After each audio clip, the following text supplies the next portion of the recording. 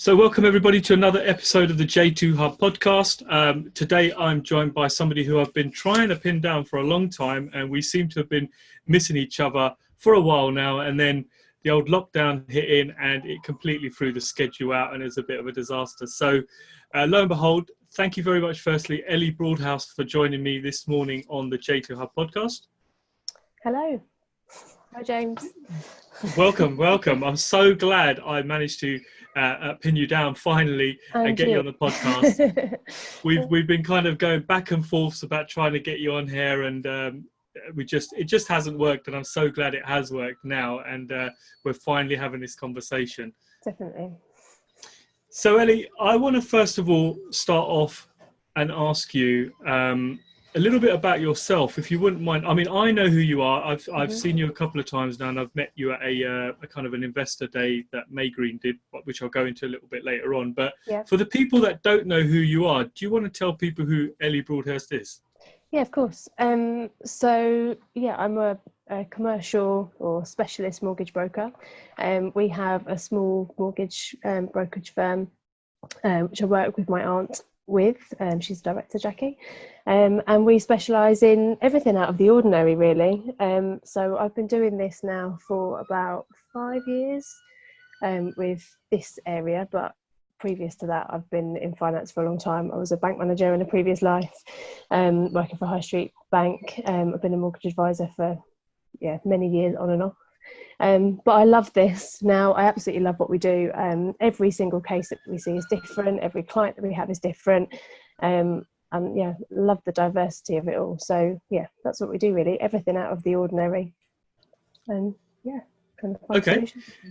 Ellie, you mentioned you've been a bank manager. Would I be right in saying, have you been a high street kind of mortgage advisor at any point in your career? Yeah, I have. Yeah, I started off in the subprime area of the market pre-2007, and then I moved to Northern Rock as a mortgage advisor there in June 2007. So everyone can go back that far.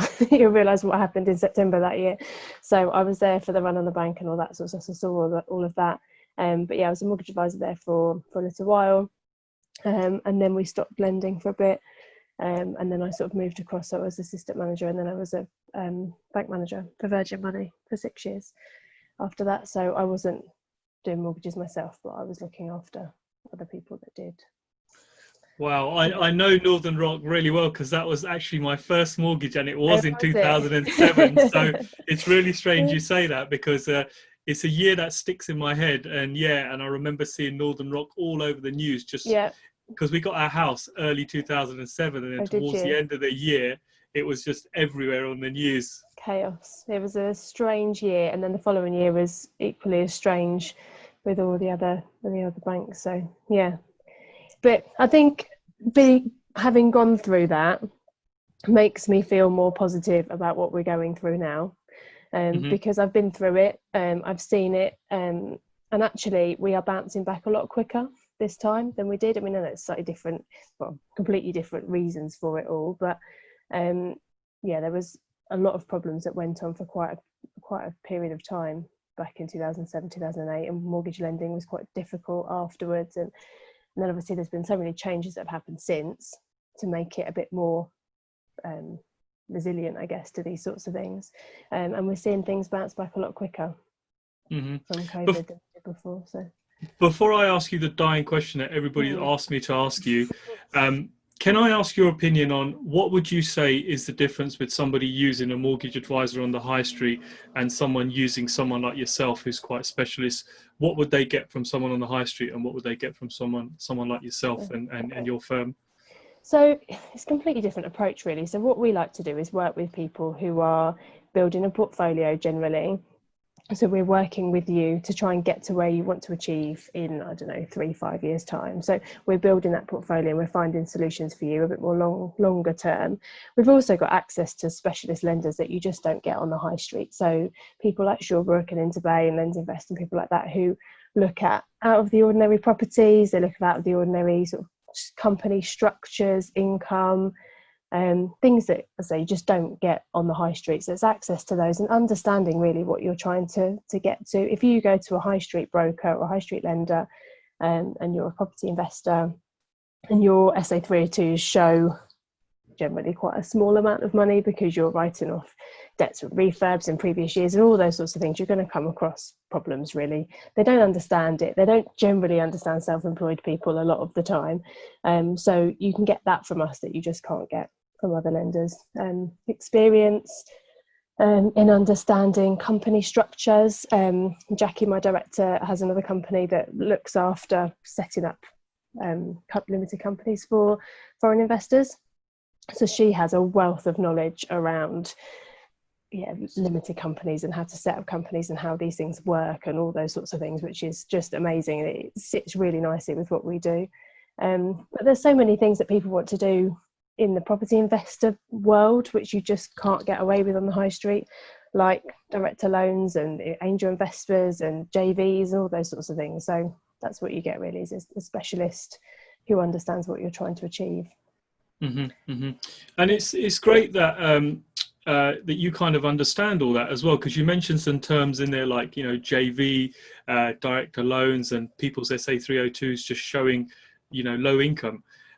Are you a property investor yourself? Because you seem to be seeking all the right terminology here. I'm not. I would love to be. It's on my list of things to do, but yeah, there's been a number of other things that have kind of got in the way. But yeah, it is on my list of things to do. Jackie, my director, she's got 5 properties. Okay. Outside of that way, so. Ellie, would you say that your firm offers, because I mean, I use a brokerage myself, would you say your firm offers quite a hand-holding service for investors that are quite new? Absolutely, yeah. So we work with sort of brand new investors all the way through to really experienced ones, and we can help you all the way along. So yeah, there's quite a few clients that come to us that have never bought a property before, never bought an investment property before. Maybe they're using bridging for the first time, maybe they're doing their first refurb, and yeah, we absolutely have a complete hand-holding experience for people that need it. So I've gone through that so many times. I know you came to the Maygreen day, and we've been working with the Maygreen guys as an example, right from the early properties.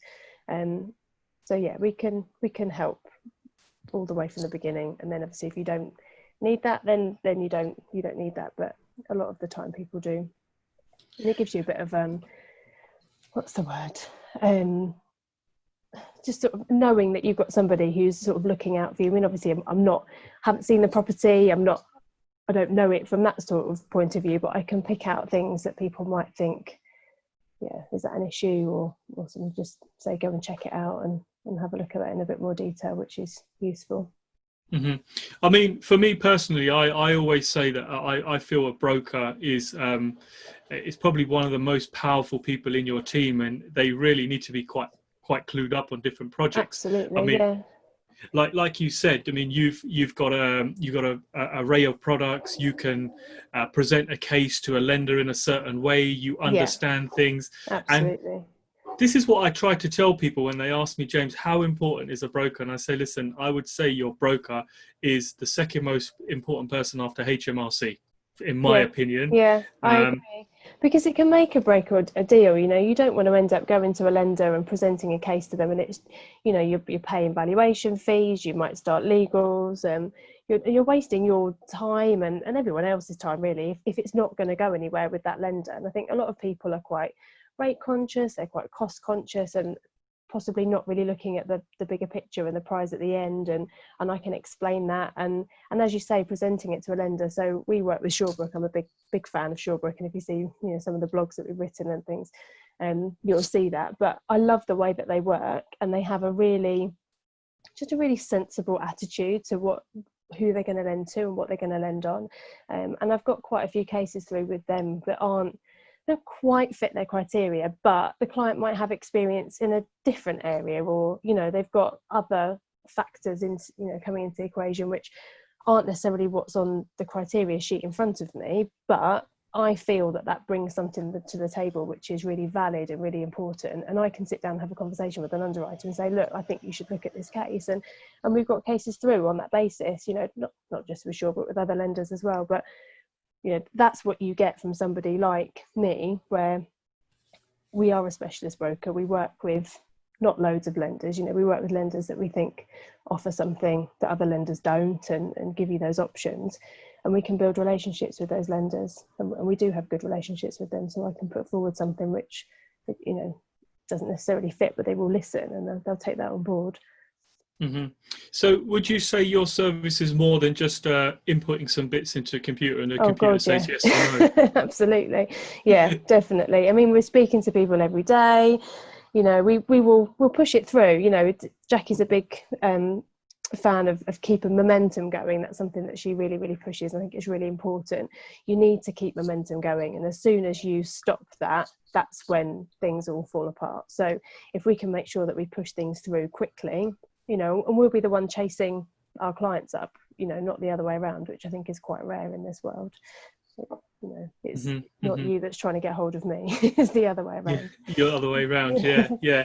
No, that's good to know, because like you said, sometimes it might just be a small little tweak that's needed in a case to get it forward. And if your broker isn't clever enough to see that, because I would imagine, I've only ever got a mortgage once from a high street bank, and it was a very painful experience, might I tell you, and I feel, with a broker, you guys have this certain ability to twist a few buttons, and not like, in an illegal sense or something. You've just got a way of putting the data in front of a broker and a lender, and making them understand, hey, look, James over here needs money for this project. Yes, this shows this and this shows this, but we can also show this, and we can show this, and we can show this, which reinforces it. Yeah, and it's presenting information. I mean, we've had a couple of cases recently where sort of bank statements have shown information that has been read by the lender in a certain way, but it's not how we've read it. It was not how the clients read it. But to be able to have a conversation with that underwriter and say, look, this is the situation. It's not, I can understand where you're coming from, but that's not the truth. This is how it is. And for them to be able to listen to us and say, actually, yeah, Ellie, you're right. The client has got the funds to service the bridge, or whatever it might be, and we can get that through. But it's presenting information in the right way, and that you kind of only get one shot at, really. So you've got to do it the right way. You've got to put that time and effort. There's no point just getting stuff in from a client and just sending it off your desk and shoving it onto somebody else's desk. You've got to really look at it, read it, digest it, think about it, and think about how you're going to present that information, so that when somebody else is looking at it, they understand what you're trying to tell them from the off. Yeah. No, I agree with you. Ellie, would you say that when somebody brings a deal to you, you can generally kind of oversee it and say, look, I think this is going to work, or I'm not going to be able to help you here, and I don't think you should waste your time? I mean, it's not up to me whether somebody wants to buy a property and everyone's got their own factors, I guess. Someone might come to me, and unless they're making a 20% profit by doing a refurb, that's not for them. Whereas other people might say, do you know what, I'm happy not to make anything on the refurb. It's got a good yield over the next 5 years. It's going to make me X amount of money, going to get this ROI, and I'm happy with that. So it depends. I mean, if you're looking to borrow refurb costs, then you need to have some profit in the deal. The lender wants to see some profit in the deal. But if you're not bothered about borrowing refurb costs, then you don't necessarily. I mean, I've got plenty of people who are not bothered by that, for example, and plenty of people that are. In terms of whether it will work, I mean, it's tricky at the moment. There are a few things that is a bit more difficult to place than usual. I mean, heavy refurbs are going to be a little bit of a sticking point, I think, for a little while. I have got lenders that will do them, but there's not as many lenders in the market that's doing that at the moment. So that's going to be a bit of an issue, I think. Hopefully, I mean, read this morning that property prices are bouncing back, that transaction levels are up, there's lots of properties coming to the market. So hopefully it's looking like things are sort of getting back to normal. But I think for heavy refurbs, you've got two things. You've got your construction part of it. So are you going to be able to have builders on site? Is there going to be any potential, we've been talking about local lockdowns and things like that, haven't we? So is there going to be any potential issues with getting the work done? And then you're looking at the exit as well, aren't you? So if property prices are going to go down, what's your GDV? Is that going to work in 6 months' time? So that's where I think that becomes a bit more difficult. But yeah, I think on the whole, if somebody brings something to me, I'll know whether it's something that's doable or not. Definitely. Definitely. And I think that's where your years of experience comes in, where someone who's a little bit wet behind the ears in a bank might not be able to see that and just take the whole process right the way through. Yeah, definitely. And a lot of stuff that we do is refurb to whatever it might be, HMO, blocks of flats, single lets, whatever it might be. So if you're looking at a refurb to convert it into something, that's just not something that you're going to be able to do smoothly and well from a high street lender, because you're going to have to provide tenancy agreements, which you're not going to be able to do. The property might not be in a lettable condition. Even if it is, the rental in its current condition might not be able to support the lending that you need. So that's where bridging comes in. I think a lot of people are quite scared of bridging. It's not something that they're comfortable with. People think it's a load of cowboy lenders and it's really expensive, and perhaps historically that was the case, but I think things have changed massively in the last couple of years, and we've got some really good solutions out there. And if you're looking at the end goal and where you're trying to get to, bridging is fantastic. You work the cost in. If it doesn't work with that cost in, then in my opinion it's not a great deal. So, or you don't use it. But if it works, generally it allows you to pull money out. You're doing it the right way. You can move on quickly, and you can pull some money back out and move on to your next deal. Is the ideal situation. Yeah, I mean, I'm a big fan of bridging. Like you said, go back 10 years and it used to be quite a scary thing. Yeah, James, you get in a bridge, are you sure? They'll take your house away and all this nonsense. Yeah. And I think now it's just such a doable thing, and it's everywhere. It is, yeah. And there's loads of lenders that are now doing the bridge and the term exit as well, which is brilliant, because you're then saving arrangement fees and legals and valuations sometimes and all the rest of it. So there's some great options out there. No, I'm a big fan of bridging, and I actually, funny enough, I know Together at the moment, Together Money are not actually lending, and because I was a customer of theirs previously, I managed to give them a call, and they are actually they've provisionally said they're going to lend to me on my next project. Oh, brilliant! Yes, but it was again having that relationship. Yeah, it is. Yeah. Who could get you through the door to an account manager to ask those questions. And if you'd gone through the helpline or gone to a high street bank or someone on the high street, you're just not going to get that level of service. No, you're not. No. I mean, Together are great at building that relationship. They're not my favourite lender. They're not my number one. They have their place, and we use them when we need to. But yeah, it's about building that relationship, isn't it? And I think as a property investor, it's not always going to work, because lenders have got different appetites and different projects are going to work for different lenders, and you might want different things out of it. But if you can start to build a relationship with a lender, that's the way forward, because they know that you've got that experience. So where you've got something where it might be slightly outside, or maybe you haven't got quite all the refurbishment money, but you've got money coming in from here and there on the way, and all those sorts of things, they sort of take a view on it because they know that you've done it before and you're good to your word. So I think it's good. Yeah. No, big fan of bridging, and I kind of actively promote it to people. It's a nice way to get a project done, and like you said, it's so easy to do now. If the numbers don't fit in within your budget or your scope of works, you the project isn't good enough. If you're that tight that you can't pay the bridge interest, there's something wrong with your project and you need to revisit the figures. Absolutely. Yeah, totally agree. So Ellie, just for some of I get a lot of kind of new guys listening to the podcast and always reaching out and asking questions. So just for the sake of the guys that are quite new to this, would you mind just giving us a quick overview of the different types of, I know you can't tell me about all the products, but just stuff like, a buy-to-let mortgage, a bridge loan, and some of the other main things that they might come across. Just a quick overview of the different types of products that you can get when you're doing a project. Okay, so let's start with bridging then, as we've been talking about it, and that's generally how you're going to buy your property. So the reasons that you'd use bridging, so if you want to get something completed quickly, I have done a bridge with Together actually in 3 days. Not that I want to do it every week, but it's possible. So if you need something done quickly, if you want to be a cash buyer, that works really well. If your property is not in a mortgageable state, if you want to convert it to an HMO or to flats, or back from flats to a house, or anything like that, if there's any planning issues, if there's any structural issues, there's loads of different things that you can use bridging for. Generally, we will lend you roughly up to 70-75% of your purchase price. Depends on the project and the lender. We can sometimes lend you the refurbishment costs as well. Generally, that works where you've got a bigger project.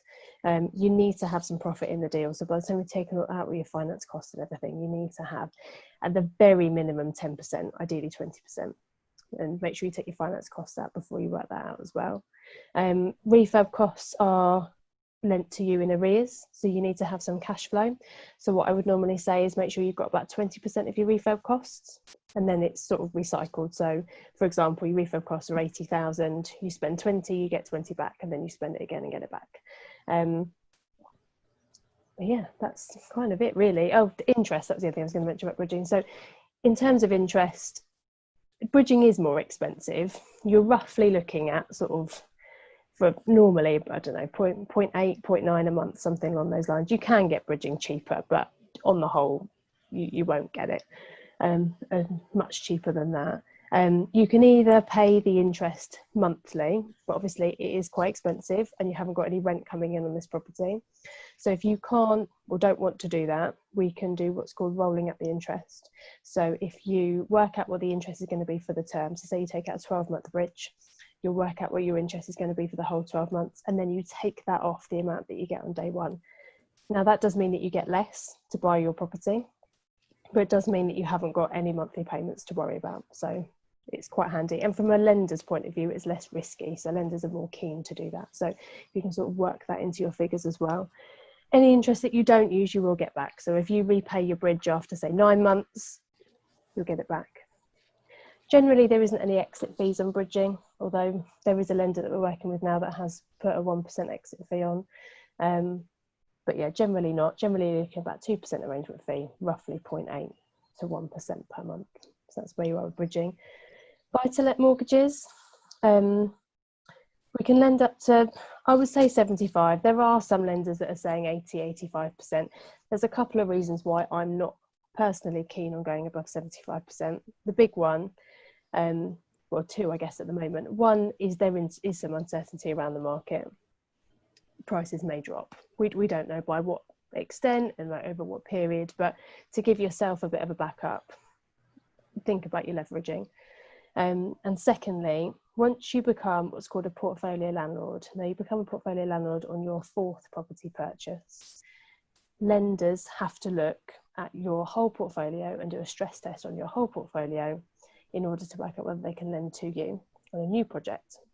And if your portfolio is sitting above 75%, that could cause you some problems. So they're the two reasons why I would say on the whole. Now, it's not a blanket approach. If you've got some properties that are really low leverage, perhaps you've got some in the southeast where you've got a low yield and you can't borrow anymore, and then you're sitting at, I don't know, 50-60% on them, then you might want to take out a higher mortgage on something else to, and you know, on average you're less than 75. So it's not a blanket no, and they are available, but just think about those things. In terms of how lenders work out how much they can lend to you, some lenders have a minimum income, some lenders don't. A lot of the specialist market don't have a minimum income, although just be aware that their interest rates are going to be slightly higher, and they will work out how much they can lend to you based on the rental income. So your rental has to be 125% of your mortgage payment if you're on a 5-year fixed rate.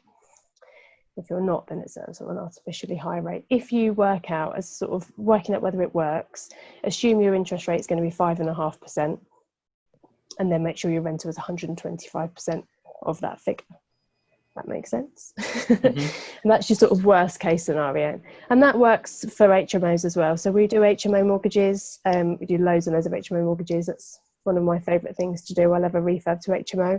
And it works the same way. Your HMO needs to be licensed. So that's why we use a lot of bridging for these properties, because you're moving from bridge to HMO mortgage afterwards. It means you can get it to a licensable standard, you can do your refurb, you can put your en-suites in and the rest of it, and then we can move it to mortgage once you've finished all those works. We do, as I've mentioned previously, we do work with lenders that will do both, which is fantastic. It's it's a breath of fresh air. 𝗁𝗃 are my favourite lender for this. I make no secrets of it. So they do a really good job. They will do the bridge, and then once you finish the works, there's no minimum term, no 6-month rule. As soon as you finish the works, you move on to a mortgage with them. We do a new valuation, which I think is really useful because it means that you can get that uplift, whereas there are lenders that will give you a figure on day one. So they'll say, yes, you're going to do this amount of works and we think it's going to be worth X amount once you finish them. Now that valuer hasn't seen the finished article, probably going to be erring on the side of caution because they don't know the finish, they don't know the standard that you're going to use. So you're not going to get the highest valuation, whereas if you have a new one done afterwards, in my experience, you do get a higher figure majority of the time. Obviously no guarantees, but it's nice to have another go. But then you don't pay another arrangement fee, you pay very little legal. So it's a smooth, quick process. We can move it over in sort of 2 to 3 weeks. Just waiting for valuation, really, up-to-date documents, and then we move it across. Trying to think what else I can mention. Is there anything else? we do commercial mortgages. I think they are a bit more tricky at the moment. Obviously, that's one area I think of the market that's been hit more heavily than others. I think trading businesses are going to be a big one. It's going to be potentially an issue for some time. But we do look at them. But yes, kind of case by case basis at the moment. So it's difficult to say really what we can do. Generally, I would say sort of 65 to 70%. But yeah, we will look at commercial properties as well. No, that's really informative. I've picked up some points there myself. Actually, I always wondered why. Well, I knew that they stress test you on your portfolio because I've had it before, but it makes a lot of sense now that you want to be sitting below 75% and not leveraging yourself too much because, you're right. Times like this is where people are really going to find out, if they're over leveraged or if they're running at the right kind of percentage. And it is tricky, I think, because lenders, this only came out as a new PRA change that came out, I don't know, a year or two ago. I can't think exactly, but not that long ago. And then since all that's come out, there's been some new technology that's come out on the back of it. So there's a company called 𝗍𝗃 that will stress test your portfolio for you.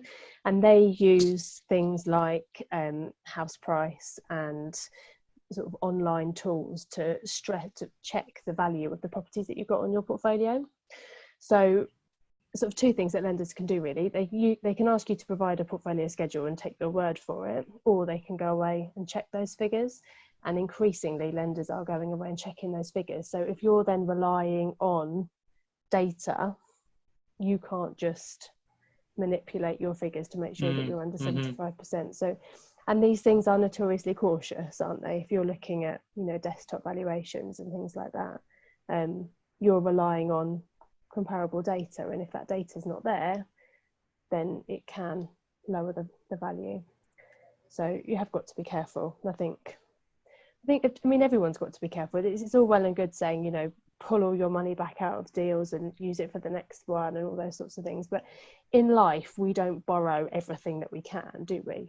We save up for things and we balance our cash flow. I think cash flow is really, really important, but also making sure that you've got a really solid portfolio, and as you grow your portfolio, you need to look after it because you don't know what's going to happen. I think a lot of people coming into the market now have seen give or take 10-11 years of growth, haven't they? It's not been massive growth, but it has been a slow and steady growth. But I think if you go back historically, we live in a boom bust economy, don't we? That's what happens, and various things trigger the boom and the bust, and house prices tend to follow that curve. So we have got to be careful, and what you don't want to end up doing is then being in a position where you are unable to buy property because of your portfolio and take advantages, like now, for example.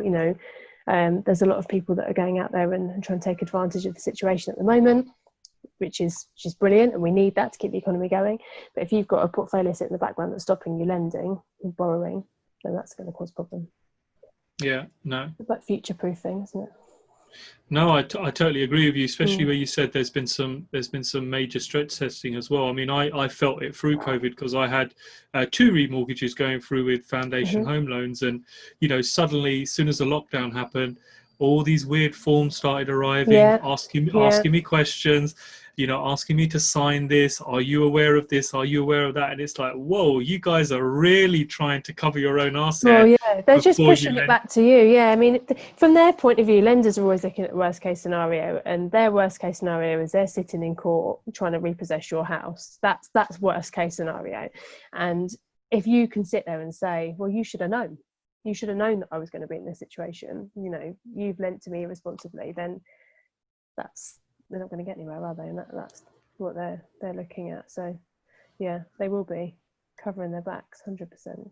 Yeah, I mean, we had some, I'm talking 30 minutes before funds are due to be sent, declaration forms to say, is COVID going to affect you in any way that you're not going to be able to make payments? And you're thinking, surely you should have asked me this months and months ago. And it was so bad, Ellie, this little statement that came through on this bit of paper, it's like some, 18-year-old just quickly typed it up. There was spelling mistakes in it. There was errors in it. And I'm reading it and I'm thinking, wow, they're really kind of under a little bit of pressure here to make sure they're covering themselves. But it was mad times because things were literally changing day by day, and I think things have calmed down now, definitely, and people are trying to come up with sort of more longer term strategies, I guess. But things are changing. When we had one case that was due to complete first couple of weeks of lockdown, and the client had a new baby. And the lender's asking the client to go and get their personal guarantee witnessed, and the client's saying, I don't want to leave my property. I don't want to leave the house. I don't want to take my baby with me. I don't want to come into contact with someone, which we're not really supposed to be, to get this witnessed. And so the lender, off the back of that, has changed the way that they do a personal guarantee. They've changed it to a contract, which then doesn't need witnessing, off the back of that, and off the back of COVID. So things are changing day by day, and lenders are basically not making it up as they're going on. That's not quite the right word, but they're reacting to a situation, aren't they?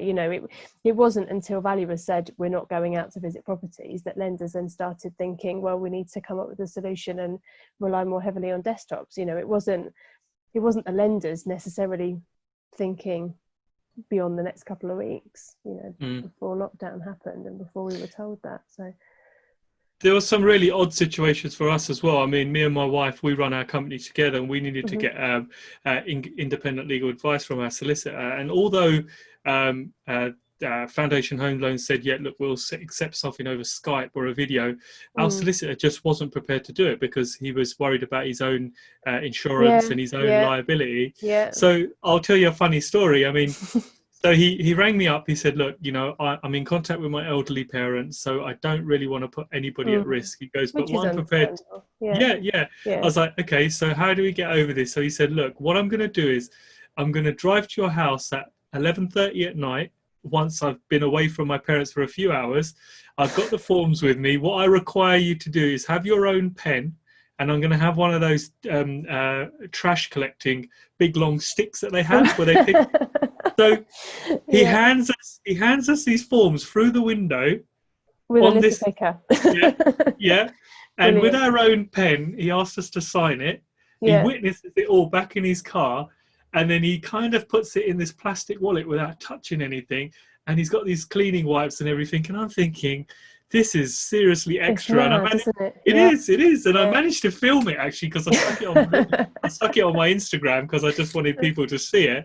And it was, it was quite funny how people are prepared to do certain things to get the deal across the line. And it was nice because you thought, you know what, he's going really, that is the extra mile, isn't it? Definitely. But, and I think it brings me back to that whole kind of question of having the right people on your power team. Absolutely. And, when disasters like this hit, would a high street bank really be looking after you as well as a broker? And I think the answer is no. No, because it's about numbers, isn't it?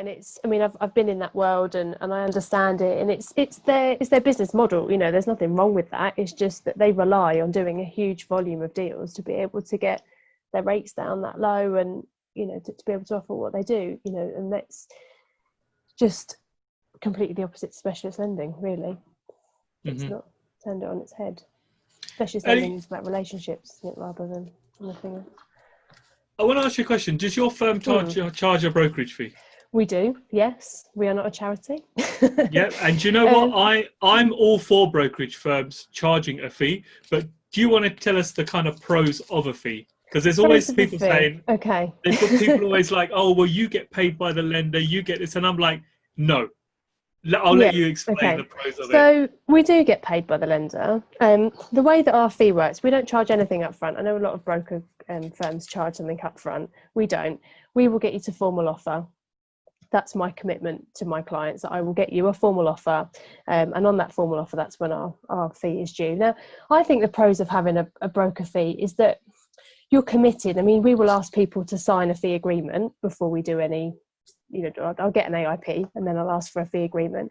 But I've got your commitment. You are serious. You're a serious investor, and you are seriously looking for somebody to help you to achieve something. And I think, you wouldn't go to a solicitor and try and haggle down fees and not pay fees. You wouldn't do the same with an estate agent or an accountant or anything else, And equally, you don't go to a shop and necessarily ask for the cheapest car or the cheapest fridge or whatever. You pay for what you get, in my opinion.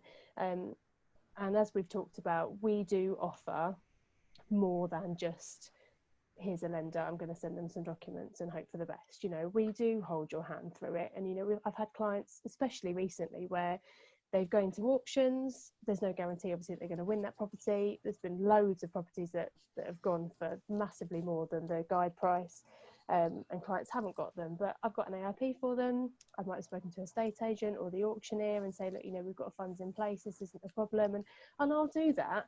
And I'll do that whether that's 3 or 4 or 5 properties, until we get one that you're ready to go ahead with. And I think a fair way of doing it is saying, I'll get you to a formal offer and then I'll charge you the fee, because at that point, chances are, it's going to complete. You're going to get that property, and 9 times out of 10 we'll take that payment on completion. So you've got your prize, and that's when I get paid. So. Well, like I said, I'm all for brokers who charge a fee. And it really frustrates me when people say, oh, well, they get paid by the lender. And I was like, yeah, well, yes, they do. And some would look at that as a processing fee, that you're actually, the lender's paying you a processing fee to put all the paperwork through. That's and exactly all that. What it is. Yeah, that is exactly what it is. I mean, the majority of the lenders that we work with don't go direct. Client couldn't go to Shawbrook, as an example, and deal with them directly. So we have all of the FCA requirements about anti-money laundering and ID checks and all those sorts of things. So we're taking on that from the lender because of their model, really. So that's where we get paid, because of, like you say, it's a processing fee. It's doing those checks and that processing. But I think a broker fee is more than that. It's saying, I am committed to being a property investor. This is what I want to do. I've found this property. It's a challenging property. It's not something that's going to be necessarily easy to complete on. And I want someone that's genuinely going to give me some help with that. Ellie, do you think that people that don't charge a fee, they may be inclined to put you with a product that gets them a better kickback? Oh, that's a controversial question. We are FCA regulated, so anybody who is not doing right by their clients and not treating their clients fairly will be in a lot of trouble. So it's not something that I would like to think that nobody did that. In all honesty, it's not something that I would ever consider. For me, it's about finding the best deal for that client, the right thing for them, and what's going to get them to where they want to be, achieve what they want to achieve. It's not necessarily about rate, especially at the moment, but it is about what's the right thing for the client. I think firms that don't charge a fee are going to have to do twice the amount of cases to get paid the same amount, roughly. So therefore, the reason that we are able to spend the time that we are with our clients is because we don't have an enormous client base. We have, 20, 25 clients, that we're looking after at one time. So if I start looking at 50 clients at any one time, suddenly I've got half the amount of time to spend with the people that I've got. So you're going to look at, there's going to be delays in getting your documents and sending them up to lenders. There's going to be delays in coming back to you. And sometimes those things don't work. If you've got a quick deal that you need completing, you've got an auction purchase, whatever it might be, you need someone who's going to respond to you immediately. And that's what I'm able to do because of the way that we've set up our model. We're not a volume business. Quality over quantity. Absolutely. That's good to know. That is good to know. And it leads me on to my question that people are dying to know. Now, I'm really going to value your opinion on this. Now, you're the first person onto our new series, which is Women in Property. And you mentioned to me that the firm you work for is completely full of women. So I think this is going to be a very, very good answer from you, and one that I'm looking forward to. What do you think is the current state of the market? People are like, what's going to happen? Is there going to be a crash? Is there going to be a big doomsday? There's a lot of scaremongering out there. I mean, you as a broker who sees the products, speaks to lenders, what is your opinion, or what do you think may happen or may not happen as we slowly come out of this lockdown? Okay. Well, I think that things are improving already. There are so many more properties coming to the market. I mean, I know just from sort of doing a Rightmove search on where I live that there's properties coming to the market every day. Lenders are back. I mean, they are being more cautious in certain areas, but on the whole, they're back to where they were pre-COVID. So personally, and obviously this is just my personal opinion, I have no idea what's really going to happen. I don't think that there's going to be as much of a crash as people are making out. I think it depends on what market you're looking at, and I know that there's going to be a problem later on in the year. Once the furlough scheme finishes, I think that perhaps we will see some changes later on in the year going into next year.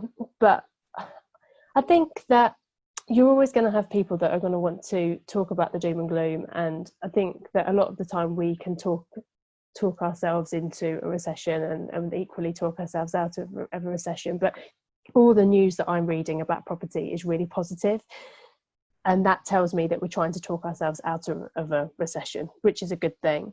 And I think that there will be people that are going to want to take advantage of the situation. There's a lot of money flying around at the moment. There's a lot of bounce back loans, lots of loans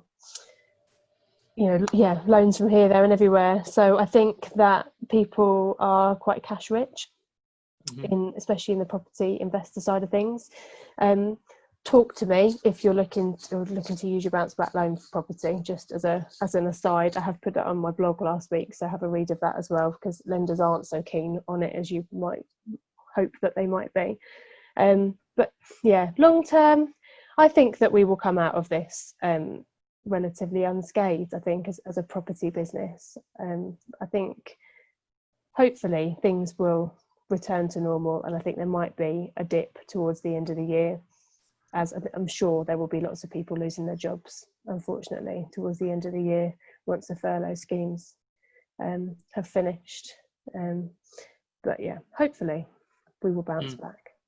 I mean, I'm totally with you on that one, Ellie. I feel there's going to be a slight dip, but I think if anybody is hanging on and thinking they're going to get an amazing deal and the market's going to completely crash out, I think you're kind of a little bit deluded, because you're going to whatever deals you might have on the table now, you're probably going to end up losing those as well. I mean, yeah, we've had a few auctions this week and last week where properties have gone for a significant increase on the guide price. None of my clients have achieved, have managed to buy anything in the last couple of weeks, because it's just not profitable to buy them at the figures that they're buying. Because the issue is you've got to sort of factor in a 10% drop in your GDV, haven't you? You've got to, because we don't know what's going to happen long term. But I think there are a lot of people that aren't doing that because they're spending a fortune on properties that on paper aren't worth that much money. So we will see. But yeah, I'd like to think that it's not going to cause too much of an issue. And I think that if you do your figures right, hope for the best, but plan for the worst, I guess. Just make sure you're careful with your figures. Don't get too caught up on eBay auctioning, as I call it, where you get so sucked into buying something that you end up buying something which isn't a good deal because you're just so fixated on winning that prize at any cost. And you see it. I've sold crazy things on eBay for crazy prices. Yeah. Because people just get into a bidding war, don't they? And I think sometimes that happens at auctions. I think where there is limited stock, people think, well, this might be my only chance to do this, and actually lose sight of the prize. But I think things will calm down, give it a couple of weeks. We've literally been out of lockdown, or semi out of lockdown for 2 weeks now. So I think things will start to calm down. But transaction levels are looking good, and I think that's the main thing. It's emotional bidding, isn't it? People get carried away at auction houses, and you kind of tell them, look, you got to bid with your head. Don't start bidding emotionally. I've seen it myself. You'll have a couple of blokes in the room, and it's like, well, my pockets are deeper than yours. I'm bidding more than you. Absolutely. And you think to yourself, you guys have just let a wholesale property go for way over retail prices. Are you both idiots? What's going on here? What's going to happen is they're going to pay their 10%, and then they're going to try and get a bridge on it, and the valuation's just not going to come in. And then what do? You either walk away, or you're then topping it up with your own cash. And then where's your GDV? Where's your GDV at? It's not going to work. So you need to stay. It's got to be a business transaction, hasn't it? And I think houses, people sometimes do get emotionally involved in houses, and I get that. A lot of, especially new investors, the only experience they've got of property is their own property, and of course you're going to get emotionally attached to your own property. I think people take that and apply it to investment properties as well. But it is a business transaction. The numbers have got to stack up. But that's it. There's no point spending loads of money on a beautiful marble kitchen worktop when you're going to put students in a property.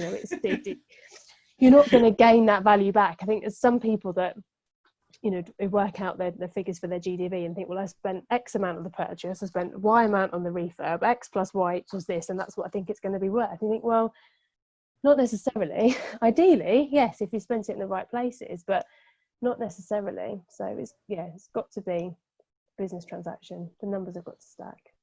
No, I totally agree with you. Ellie, something you said earlier on about people get fixated with no money in deals and wanting to pull all their money out.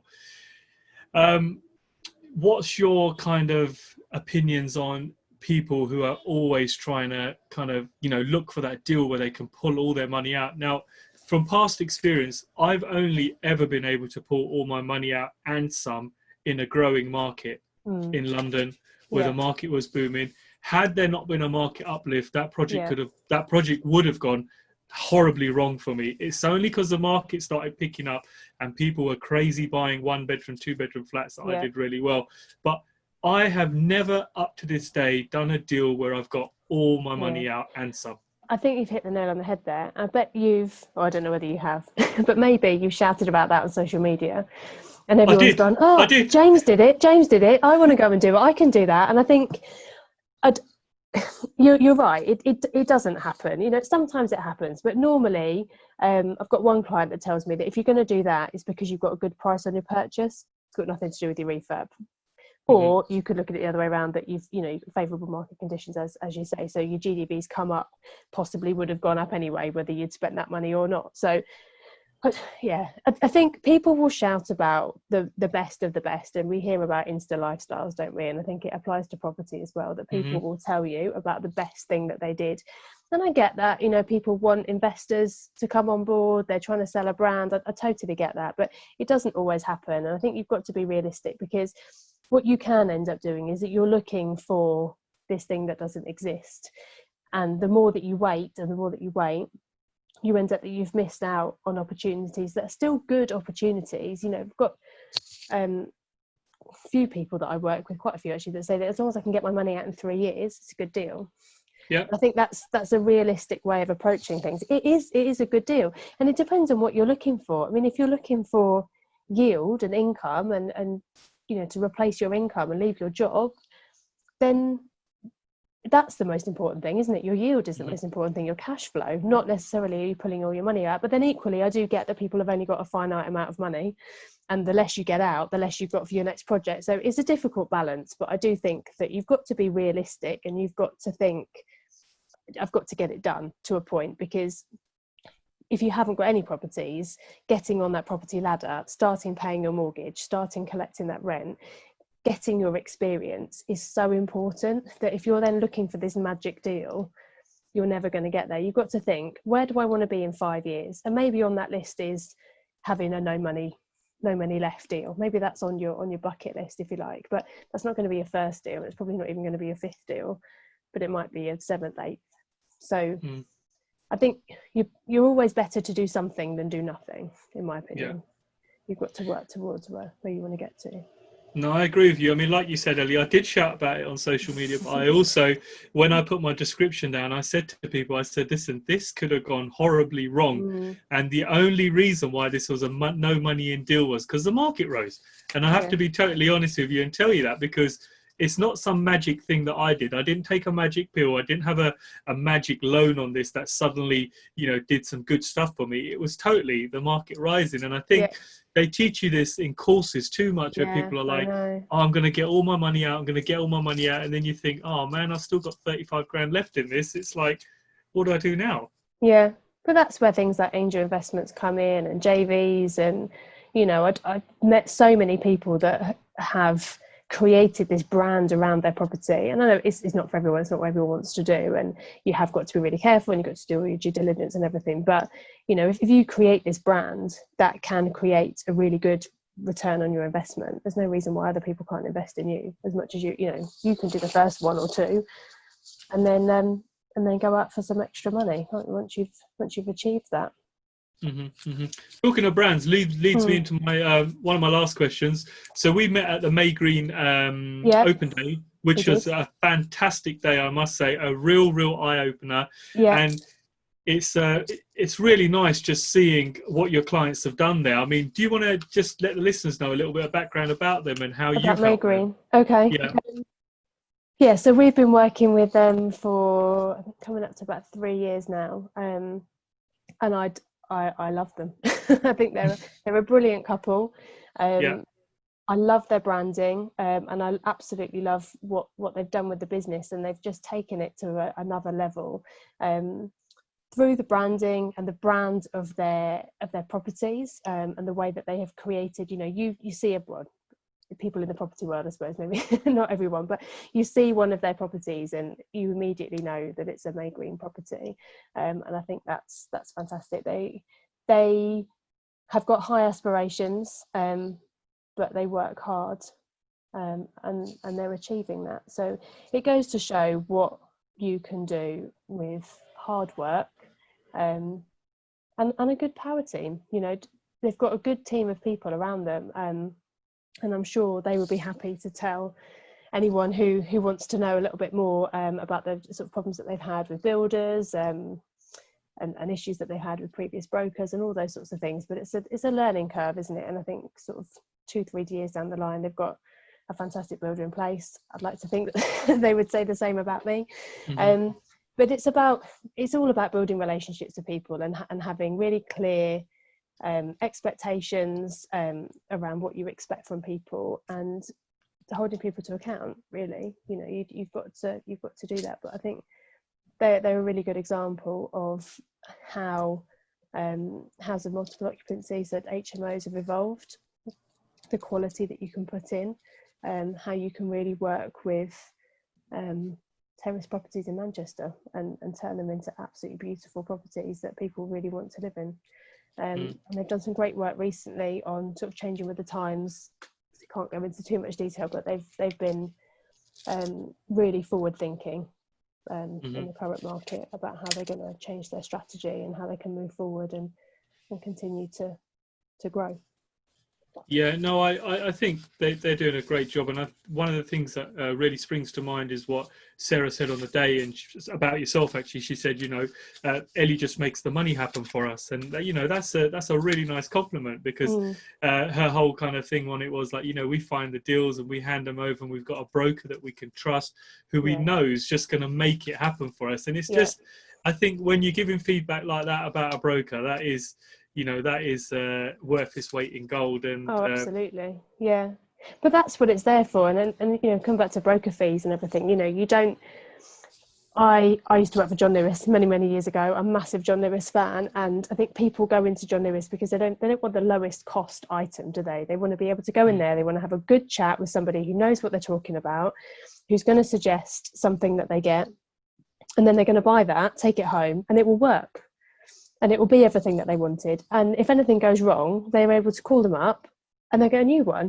That's what you want. That's, in my eyes, that's what we are. I want to be somebody who's able to give a really, really good customer service. And when things go wrong, because they do go wrong, but I will confront that head on and deal with it and find a solution. I'm not someone who's going to shy away from bad news. Whether it's a valuation that's not happened, or it's problem with legals, or lenders made a decision that we're not happy with, whatever it might be, we don't shy away from that. We challenge it where we need to, and we move on to and find a solution, and that's what you need. And I think like the Maygreen guys are really keen on outsourcing, and I think outsourcing is a brilliant thing, as long as you've got people working for you that are really good, because if they're not, then that's where it all goes wrong, doesn't it? And I know that they've got VAs that they work with, and they've now found a builder that work with pretty much full time. So you're building relationships with people, and you've got clear expectations around how they work, and that's when hopefully it all goes well. Yeah, no, totally. And one other thing that sticks out about Rob as well is he said that most of these deals, they don't have all their money out. They have a considerable amount left in, they do. And they have a strategy over 1, 2, 3 years when they know when the payback period is. And this is coming from one of the best guys in the industry saying that they leave money in a deal. So I think if people are blinded by you're going to get all your money out, I think you need to go and read another book, because it just doesn't work like that no more. Yeah, but you see it and you read it so many times, and we work with lots of different networking events and property investor like mentee groups and all the rest of it. And when you listen to people that have been in the industry for a long time, who've got these amazing portfolios that are making them 50 grand a month or whatever it might be, when you actually look at how they started because mum and dad bought them a house when they were at uni and they rented it out, or they bought a back-to-back, bought property in 2006 in a back-to-back remortgage and pulled a load of money out. It's things like that, and you think I'm not saying that they haven't done a good job, and I'm not saying that they haven't put themselves out there. I'm not saying that everyone's going to do that, and they have taken a risk, but sometimes it's not quite as easy as that. And I think some people just expect it to be easy when it's not, and they see obviously such and such did it. Well, they did, but they did it 20 years ago. It was a different world back then.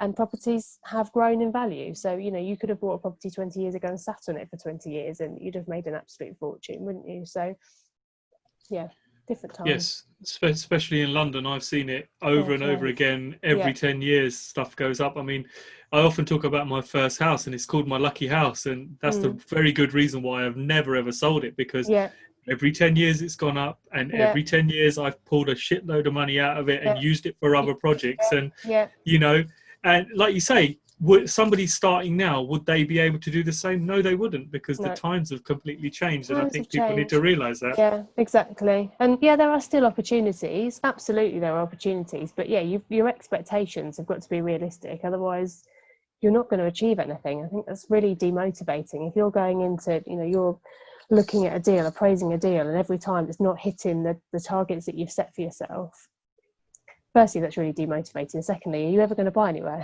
You're not going to buy anywhere. And then, like you say, property prices do rise if you buy them in the right places at the right time. And obviously nobody knows where the right places are at the right time. You kind of got to get on with it and see what happens. But if you buy a house in time, you will make money on that house if you leave that money there for long enough. But if you don't buy it in the first place, it's not starting on its track, is it? Ellie, just lastly, I want to touch on something you said again earlier. You said people need to know what their strategy is. You know, what are they doing? Is it a cash flow strategy? Are you trying to replace an income? Now, one of my most recent deals, which is still kind of going through, is 2 HMOs. I think I may have told you about this one, which is, you know, I would personally say I have paid the right money for it. I haven't got a deal on them. But what I have got is they haven't been released to the open market where they would have been a real kind of dogfight over everything. Okay. Yeah. Now, I know by the time these 2 are finished, I'm probably going to end up leaving £50,000 in for them. But, you know, it's 12 rooms. That is 200 meters away from a university. It appeals to professionals. It's going to be let all year round, you know. And then you think to yourself, okay, I know I'm going to have to leave X amount of money in, but my strategy is a cash flow strategy. Yeah. You know, and I know that from day one. And some people say to me, oh, James, you're absolutely nuts. Why are you buying properties in COVID? And I'm thinking, if we were 3 months ago or 4 months ago, I can tell you 35 people would have been fighting over those 2 houses to get those. Yeah. And do I really want to be stopping my strategy? Because like yourself, I'm a massive fan of HMOs. And I do them up to a very good standard. And I feel coming out of COVID and people being furloughed, I think there's going to be a massive market for HMOs. I agree. I absolutely agree. Yeah. There's going to be lots of people that are renting at the moment by themselves that are not going to be able to keep up that rent, I think. There's also going to be people that are perhaps having to travel for jobs if they've lost their jobs. You know, people are going to have to be a bit more flexible and they're going to have to be thinking about their cash flow. And I think HMOs really fit in with that. And I also think that, you know, do you as a single person want to live by yourself all the time? And you might be working from home, for example, you know, and you can benefit from being an HMO. You've got some social, you know, interaction with other people. You've got a much bigger amount of space for the price, haven't you? You've got a bedroom and a lovely communal space, and generally a lovely big kitchen. So there are loads of pros of HMOs. And yeah, I agree. I think COVID's going to increase the demand. Absolutely. The only thing possibly is students, from a short-term point of view. We don't know what's going to happen with university students in September, do we? So I don't know what's going to happen this year. Yeah, I mean, I've worth thinking about. I've kind of wrote off the students till 2021 anyway. So plus we've missed the intake. So I kind of think absolutely, we miss the intake on a couple of our other ones as well. But you know, there's a lot of construction going on in the northeast where you've got you know, professional engineers over from Spain working on some big projects. So they were very, very easily let, and we actually let one 3 weeks into COVID, fully let, and it's been the best one with no delays on payments or anything. So like yourself, I'm a massive fan on them. Ellie, that brings me to the end. It's been it's been really, really nice finally talking to you. And you know what, I've picked up so much knowledge myself, and I think you've really kind of hit the nail on the head where you've talked about some of the projects. And really, I think one of the biggest things you've said is people need to realize what they're doing this for. Don't just be copying somebody else just because somebody's doing this and someone's doing that. Absolutely. Work out your own strategy and work out what you want to do. And I kind of, you know, that leads me on to the last bit is where can people find you? You know, I'm going to put your links in the show notes and everything. But if somebody wants to reach out to you and think, you know what, I absolutely love that podcast. I got some real value from it. I want to work with this lady. Where do I find her? How do I get hold of her? Best thing is just give me a call. Mobile number's on the website. It's on Instagram. Mobile number is best, obviously, at the moment more than ever. But I'm always around for a chat, and I'm happy to just have a chat, and you can pick my brains, and we can chat through your deals, and see how we go from there. No pressure. And lastly, guys, I think, you know, if this is the woman that's supporting people like Maygreen, and, you know, I know everybody's a massive fan of Rob and Sarah and what they do, and you know, you guys have got an opportunity to work with someone as great as this. Why wouldn't you reach out to her? You know, exactly. And she's the first person on my Women in Property series. And you know, the whole point of the Women in Property series is to demonstrate that there are some really powerful women out there in spaces that people often think it's only for men. You think about mortgages, you Absolutely. think, Yeah, oh, it's you going to be a do. man. You It's going to be do. a man. You do. Yeah. And I think people are going to get a big shock moving forward to see that some of the people I got coming up in the Women on Property series, you men out there, you are going to be kind of taken back when you see some of the projects these ladies are involved in and they're not telling the world about. And for me, it was a big shock as well. I was like, whoa, you're like, you don't post anything on social. You're just a mega property developer, and I can't wait to tell the world that's about what there's you. a saying which I can't think of right now, but it's something about, you know, sit back and don't shout about what you do. It's just let people see what you're doing. I think has so much of a bigger impact, isn't it? Because people can just see the effects of what you're doing and the outcome of it. Yeah, no, absolutely. Ellie, once again, thank you so much for joining me, and I'm so glad we did this because I think you've just given so much value away, and I've learned a hell of a lot myself. Right, I've really enjoyed it. Thank you for your time, James. No worries at all, and hopefully we'll speak soon. Yeah, see you later. Thank you. Bye.